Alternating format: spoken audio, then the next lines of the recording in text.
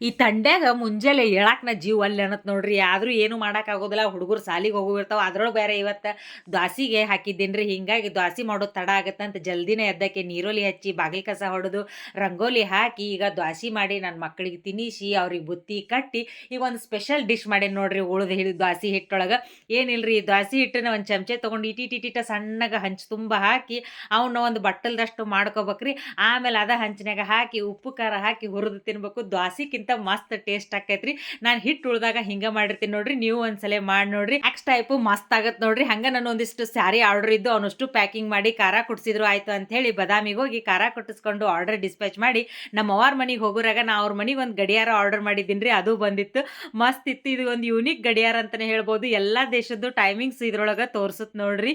ಈ ಗಡಿಯಾರ ಕ್ವಾಲಿಟಿನೂ ಚಲೋ ಐತಿ. ನಿಮಗೂ ಏನಾರು ಬೇಕಾಗಿತ್ತಂದ್ರೆ ಲಿಂಕ್ ಅಂತ ಹೇಳಿ ಕಮೆಂಟ್ ಮಾಡ್ರಿ. ಮುಂದಿನ ವಿಡಿಯೋದಾಗ ಮತ್ತ ಸಿಗ್ತೀನಂತ್ರಿ.